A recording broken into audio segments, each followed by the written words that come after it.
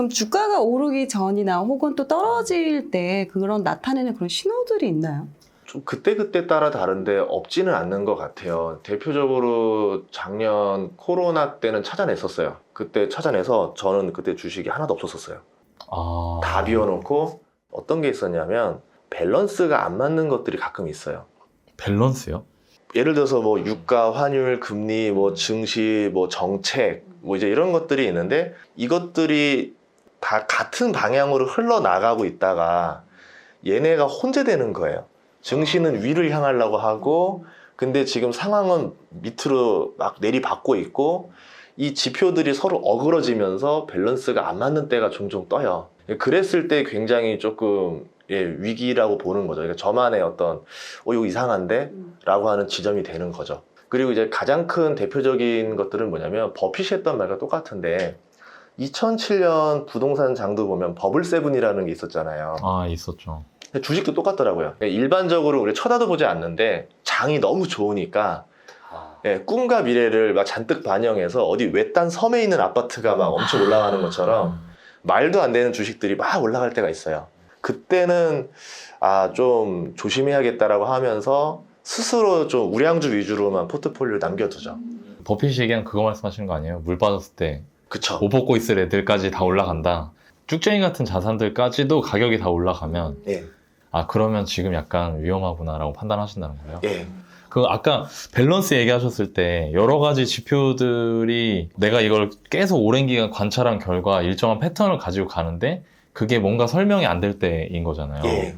그 구체적으로 뭐 예 같은 게 있을까요? 보통 유가 같은 경우를 많이 봐요. 네. 유가의 흐름이라던가 이제 뭐 지수의 흐름인데 이거를 계속 보다 보면은 지수와 유가가 뭐 언밸런스 할 때가 굉장히 많긴 해요. 제가 이제 확신을 갖고 들어갔을 때는 유가가 이제 상승에 시작됐을 때 지수보다 몇 개월 늦었어요. 작년 11월부터서야 이제서야 유가가 제대로 오르기 시작하더라고요. 근데 그때부터 지수도 2차 상승을 하더라고요. 이제 뭐 이런 것들. 근데 이제 유가가 움직이기 전에는 지수에 들어가기 좀 무서운 거예요. 한마디로 지금 공장 가동률이나 운송량은 바닥인데 지수는 주가가 떴잖아요. 올라가니까. 그럼 이거는 언밸런스하다. 근데 유가가 지수를 따라가려고 이제 향해 간다. 그러면 전반적으로 이제 경기가 좋아지기 시작하는구나. 그럼 드디어 이제 방향이 서로 777이 떴구나. 이제 그런 거죠. 네. 그때부터 비중을 쫙 늘려나가요. 투자자들이 이렇게 말을 해요. 작년 12월에 투자 시작하면 늦었다. 이미 다 벌지 않았냐라고 하는데 실제로 그때부터 뭐 효성 TNC 뭐 10배 오르기 시작했고 뭐 화학주들, 뭐 정유주들, 석유주들, 민감주들은 그때부터 달리기 시작했거든요. 오히려 그거를 보고 들어가는 게 늦다고 해서 늦지 않았고 오히려 더 안전하다는 생각을 하는 거죠. 최근에는 미국 국채 금리 수익률도 있었고요. 이런 것들을 보면서 계산을 해보는 거죠. 대체 이게 왜 이럴까? 어떤 이유 때문에 서로 지금 밸런스가 자꾸 흐트러질까? 이런 것들을 해석하고 판단하고 투자 비중을 조절해 나갑니다. 이거 아파트랑 비슷하다. 아파트도 아까 얘기하신 것처럼 그러니까 유가가 올라갈 때 지수를 볼 수 있다는 게 그 지수에 들어가 있는 기업들이 실제로 기름을 많이 쓰니까. 근데 그 유가가 올라간다는 건 수요가 늘어서 기름을 쓰니까 얘들이 뭔가 출하량도 늘어나고 생산하는 양 자체 늘어나고 그 경기가 좋아질 거라고 보시는 거잖아요. 그런 편견들이 있거든요. 예를 들면은 인천 아파트가 올해 제일 많이 올랐어요. 엄청 올랐죠. 근데 작년까지만 해도 인천 아니라고 했거든요. 그럼요. 고개 가로졌죠. 거기는 안 된다. 말씀하신 것 같이 유가가 올라가서 그 유가가 올라가는 걸 보고 지수가 더 올라갈 수 있겠구나라고 생각했던 것처럼 서울 아파트가 많이 올라가고 그 둘이 차이가 벌어지니까 인천이 더 올라갈 수 있다고 생각하는 것도 있거든요. 그래서 저도 부동산 투자할 때도 보면은 인구 수를 굉장히 잘 봐요. 증가하는 것만 보라고 하는데 거기에 가속도라는 개념을 더 넣어야 돼요. 이제 증가하는 속도가 점점 빨라지느냐 둔화되면서 늘어나느냐를 보시면은 이 도시가 빠르게 채워지느냐 천천히 채워지느냐. 빠르게 채워지니까 가격도 빠르게 상승이 일어날 수 있는 거고 주식 같은 경우도 그 가속도라는 개념을 집어넣으면 주가가 빠르게 오를 것이냐 실적은 올라가는데 주가는 안 오르지 않을까 이렇게 판단하는 요소로 쓸 수도 있어요. 구체적으로 어떻게 봐야 되는 거예요? 뭐 쉽게 얘기하자면 증가율이라고 해야겠죠. 뭐 이제 5%, 6%, 7%, 8% 매년 그런 식으로 상승을 한다라 그러면 이익은 점점 커지고 기업의 몸집이 커지는데 한마디로 사람으로 치면 살이 점점 찌는데 달리기 속도가 점점 빨라지는 거예요. 말이 안 되긴 하죠. 네, 그럼 그런 기업은 뭔가 있다라는 거죠. 보통 일반적으로 기업은 몸집이 커지면 실적 성장 속도가 둔화되기 둔화되죠. 시작해요. 예, 그건 당연한 거거든요. 근데 버핏이 하는 말대로 말도 안 되지만 그런 조건을 가지고 뚫고 나가는 애들이 종종 있어요. 뭔가 굉장히 알짜 같은 뭘 가지고 있거나 신성장 동력을 가지고 있는 기업이다. 이렇게 볼 수 있겠죠. 아, 그런 거를 좀 찾아볼 필요가 있겠네요. 예. 그런 회사들은. 그럼 좀 더 나는 좀 적극적으로 나는 좀 더 리스크를 생각하고 난 좀 더 많이 벌겠다 이렇게 또 생각하시는 분들도 상당히 많으실 수 있잖아요. 그러면 이렇게 좀 저평가된 이런 우량주를 찾는 방법이 있으신가요? 있는데 그게 그때마다 좀 다른 것 같아요. 지금? 예. 지금이라고 치자면은 많진 않은 것 같긴 해요. 아, 그리고, 지금 현재 저평가된 예. 우량주가 많진 않다. 보통은 이제 뭐 교과서에서는 PER이 낮다, PBR이 낮다 이런 이야기들 많이 하는데 그거는 이제 그냥 형식적인 지표들인 거고 다 상대적이거든요. 저평가라는 기준 자체가. 예를 들어 강남 아파트가 지금 평당 뭐 1억이다라 했을 때 과거에 평당 2천만 원 생각하던 사람 입장에서는 말도 안 되는 일이 벌어진 거고 근데 미래를 바라보는 사람 입장에서는 평당 1억 아직 괜찮은데 라고 하는 사람도 있을 거란 말인 거죠. 네. 그럼 주식이라는 것도 그 저평가의 기준을 뭐로 잡을 거냐라는 건데 제가 생각하는 건 세 가지로 나눠요. 회사가 가진 자산 가치, 부동산 또는 자기가 보유한 주식들의 가치. 두 번째는 수익 가치. 기업이 벌어들이는 현재 가치의 이제 수익인데 지금 당장 수익보다는 내년이나 내후년의 수익을 봐요. 뭐 단기 순이익이 한 3천억 정도 나올 것 같다. 뭐 올해. 그리고 내년에 4천억, 내후년에 한 5천억 나올 것 같다라 그러면은 그래도 한 2년 정도 미래를 잡아주고 한 5천억을 순수익을 벌어온다라 계산하고 그냥 곱하기 10 정도를 줘요. 좀 약간 보수적으로 깎아서. 그러면 이 기업의 수익 가치는 한 5조 정도로 봐요. 오. 이러다가 갑자기 뭐 미래 유망한 사업이 터지면 어떡할 거냐. 전기차가 크게 성장할 수도 있는 거고 수소가 엄청 커질 수도 있는 건데 라고 하면서 미래에 대한 꿈의 가치를 부여한 거죠. 근데 이 꿈의 가치가 어떤 때는 프리미엄이 많이 붙어 있고 어떤 때는 안 붙어 있고 어떤 때는 마이너스 프리미엄이 붙어 있어요.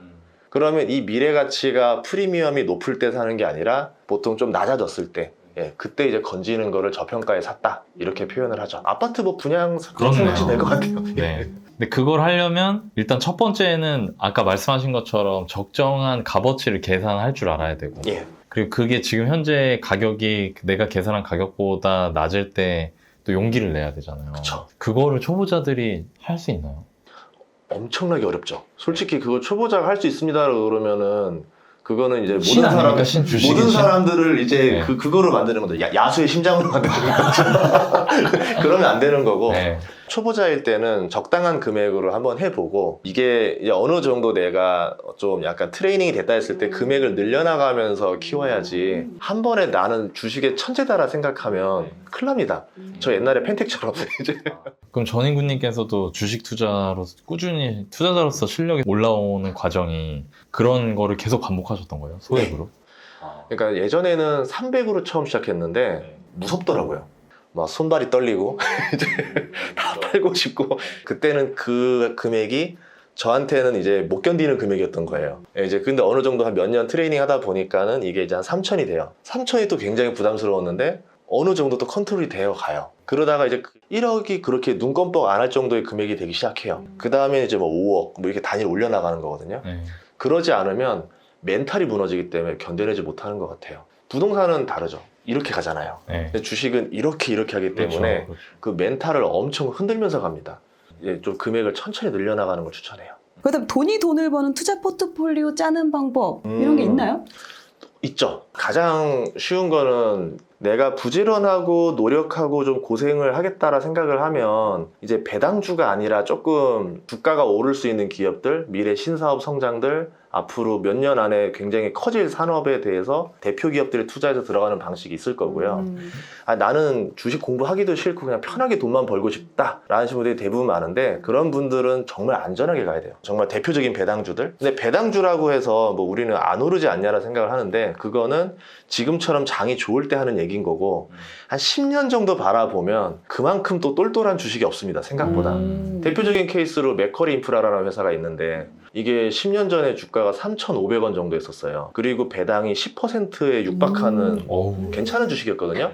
근데 사람들 투자 별로 안 했었어요. 근데 지금 주가를 보면은 12,500원이 됐고 배당금은 그때보다 2배가 더 들었어요. 거의 4배 올라가고 배당도 2배를 더해주니까. 예. 근데 이제 그거보다 내가 더 주식 투자를 잘하니까 더 초과 수익을 내겠다고 막 이렇게 했던 사람들이 과연 그 이상 수익 거둔 사람이 몇 명이나 있을까에 대해서는 또 의문점이 있죠.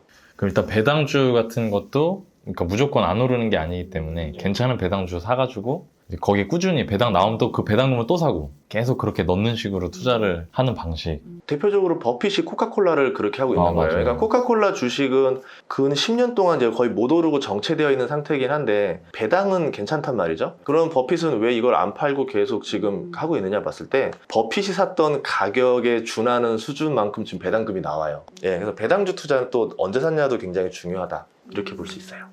8년 만에 자산을 70배를 증가를 했다라고 말씀을 드렸어요. 그러면 정말 듣는 분들은 정말? 그럼 그게 얼만데? 그래서 얼마 벌었어? 이게 정말 궁금하잖아요. 대략 어느 정도 되는지. 오해 방지를 위해서 하나만 얘기하면 70배인데 70억은 아니에요. 그냥 그러면 처음 시작했을 때가 얼마인지만 알면 제가 곱하기 그렇죠. 70을 할게요. 역산이 될 것 같아서. 그러면 40억? 예.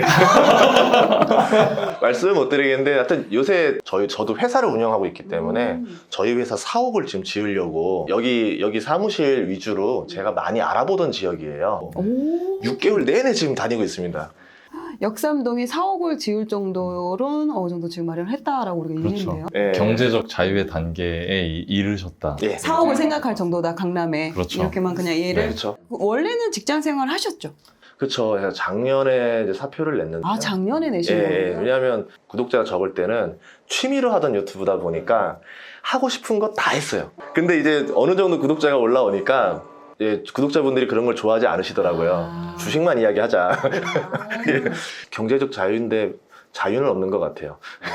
그러면 지금 작년에 퇴사를 하셨다고 하는데 우리가 일단 저는 이제 아직도 직장인이니까 예. 직장인 같은 경우는 일단 꼬박꼬박 나오는 그 월급 대신 어떠한 대체적인 현금 흐름이 나와야 되는데 그렇죠. 그런 게 그러면 충분히 어느 정도 이루어지신 상황에서 결심을 하시게 된 건가요? 그게 굉장히 중요하긴 한 것 같아요. 그러니까 뭐 자산이 뭐 50억이든 100억이든 200억이든 간에 꾸준히 들어오는 현금 흐름이 없다라고 하면 막상 사표를 내고 나가기가 쉽진 않을 거예요. 그래서 어느 정도 현금 흐름 만드는 데 집중을 했었고 제 재테크 전략은 20살부터 시작했는데 자산을 늘려나가는 재테크랑 현금 흐름 늘리는 재테크를 20살에 동시에 시작했어요. 20살에? 예, 그러니까 그때부터 누적된 것들이 있었기 때문에 어떻게 보면 자신 있게 나올 수 있었죠. 그럼 20살에 그럼 처음 하신 재테크는 어떤 재테크를 하신 거예요? 조금 되게 독특한 케이스였는데 과외를 많이 했었어요. 저는 양아버지라 생각하는 분을 만나게 된 거예요. 과외를 주셨는데 이분이 건설회사 사장님이신데 저한테 이 부산 각지를 돌아다니면서 건축 자리를 보여주면서 건설월가 얼마에 지어지는 기간 얼마 이러면은 지었을 때 마진 얼마 이런 걸 다 알려주시는 거예요. 몇 년 동안. 왜? 과외하는 선생한테. 자기 학부모가 그러니까 너무 이제 좋으셨나 보다. 네, 열심히 사는 모습을 좀 응원해주고 아. 싶었었나 봐요. 그래서 이제 부산 지역부터 이제 그 원룸 시장, 빌라 시장 이런 시장들, 건축 시장을 이제 알게 됐고 그렇게 되면서 저는 또 이제 과외를 하다가 학원 강사로 들어갔다가 또 좋은 제안 받아서 아예 학원을 차려버리기도 하고 예, 그러면서 사업은 사업대로 해보고 투자는 투자대로 하고 그래서 주식을 하게 된 것도 그때 이제 부산이 재건축이 한창 유행했었어요. 2006년에. 재건축 시장을 이제 들어가면서 보다가 건설주도 굉장히 재밌겠다 라고 하면서 이제 건설주, 뭐 재건축, 이런 임대 이런 쪽으로 많이 투자하게 됐었습니다. 아, 그게 20살 때예요? 20살, 21살, 22살 예. 그때 이뤄진 일들이다. 그런 일들이었었어요. 그 부동산에 관련된 과외를 받으신 거잖아요. 아이의 성적을 내가 과외해주고 그쵸. 부동산과 관련된 과외를 학부모한테 받은 거예요. 예. 그러면 보통 부동산으로 이렇게 시작하게 되는데 주식으로 이렇게 들어가신 거네요? 제일 시작했던 계기가 주식을 잘못된 계기로 시작했어요. 그때가 주식 시장이 정말 좋았어요. 2006년 제가 이제 예전에 그 핸드폰 회사가 하나 망했어요. 펜텍 앤 큐리티라고. 네. 그거 부도날 때 단순하게 생각한 거예요. 그런 건 부도 안 나라고 하면서 정말 일자 무식으로 들어간 거예요. 아, 돈을 벌었어요. 그래가지고 이거 돈이 되는구나. 예, 그래서 더 태웠어요. 아, 지금 내 자금이 부족하니까 요거밖에 못 벌었어. 더 예. 넣어야 돼. 결말이 정해져 있는데 네, 이러면. 그래서 깔끔하게 깨졌어요. 그때부터 이제 뭐 투자자들 뭐 강의도 가보고 책도 읽고 했는데 가치 투자자들 많이 만난 것 같아요. 그때 운 좋게도. 그래서 가치 투자 공부를 해야겠다 해서 그때부터 이제 공부를 되게 많이 시작했고 너무 재밌더라고요. 그냥 부동산으로 배웠을 때의 공부하는 영역과 주식에 공부하는 영역이 완전히 달랐어요. 더 범위가 넓기도 하고 재미있기도 하고. 그래서 정말 누가 말리지 않아도 그냥 혼자 계속 했던 것 같아요. 그 어린 나이에 그렇게 하기가 쉽지가 않아요. 근데 그때 돈이 있으셨어요? 그때 제가 이제 과외를 하다 보니까 이제 어떻게 보면은 제가 대학을 부산으로 가게 됐었어요. 부산으로 가게 된 계기는 하나인 거죠. 과외를 하기 위해서. 공주에도 교대가 있어요. 근데 거기는 인구가 그 당시에 13만이었고 공주사대 공주교대가 있기 때문에 그때부터 과외 수요가 시장이 많네요. 예, 공급은 과잉이고 수요가 안 나와요. 아. 그래서 과외비가 20만 원 정도밖에 안 나오는 시장이었었고 부산이라는 시장은 공급 대비 수요가 훨씬 큰 시장이기 때문에 원 없이 과외를 할 수 있을 것이다 했는데 그게 맞더라고요. 그래서 새벽 1시 반까지 과외를 했던 것 같아요. 어우. 4시 반부터. 예, 그렇게 하다 보니까 근데 수입이 딱 정해져 있는 거예요. 네.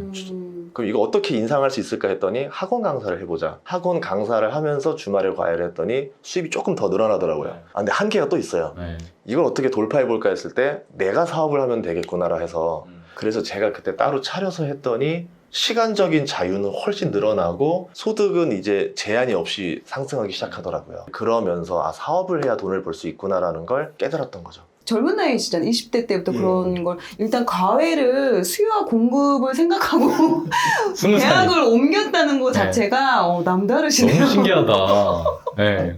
그때 이제 제가 스스로 학비 벌고 생활비 벌고 제 동생이 1살밖에 안 어렸었어요. 그러니까 이제 제가 번 돈으로 해서 좀 더 여유가 된다면 돈을 좀 붙여줘서 동생 대학까지 다니게 하고 싶어가지고 돈 버는 게 너무 행복했던 것 같아요. 그러면 처음에는 일하는 그 다음엔 일하는 시간을 늘리고 이제 선용으로 올라가니까 안 되겠다 싶어 사업을 하시고 투자는 언제 본격적으로 하신 거예요? 그때 펜테큐리텔 때니까 학원 강사가 다 끝나고 외삼촌한테 돈을 빌려서 차려서 했어요. 학원을? 학원을. 근데 크리스마스 때 돈을 빌렸는데 3개월 뒤인 설날에 다 갚았어요. 와, 진짜요? 이 아이템만 괜찮으면 사업은 되게 성공할 수 있다는 걸 그때 알았죠. 이제 그 시즌에 이제 주식을 같이 시작했는데 하필 그 시즌이 우리나라가 코스피 2000을 뚫었던 2007년 대세 상승장이었습니다. 자고 나면 다 돈 벌던 시절이었었거든요. 그걸 경험해 본 게 정말 저는 행운이었다 생각을 해요. 그 사람들이 다 2008년에 돈을 다 잃었기 때문에. 그리고 또 살아남아 있으니까. 소위 말해 끝물이었죠, 그때. 끝물. 지금 돌이켜보니 끝물이었던 그 시기에. 예, 그때 인사말이 그거였어요. 몇 배 벌었냐가 이제 인사말이고 퍼센트는 쳐주지도 않던 시절이었거든요. 오. 그때 정말 재미있게 주식 한번 오락처럼 즐겨보고 2008년에 다 무너지는 거 보고 사람들 그때부터 이제 정말 머리에 망치 맞은 것처럼 공부 안 하면 안 되겠다라는 생각 들어서 제대로 공부하기 시작했던 것 같아요. 그럼 그때부터 공부를 하기 시작하고 그러면서 이제 지금의 자산을 이룬 게 주식으로 상당한 비중을 그러면 이루시게 된 건가요? 주식도 꽤 역할을 했는데 그때 파이프라인을 여러 개를 만들라라는 당시 때 재테크 책이 그런 책이 많았었어요. 네, 맞아요.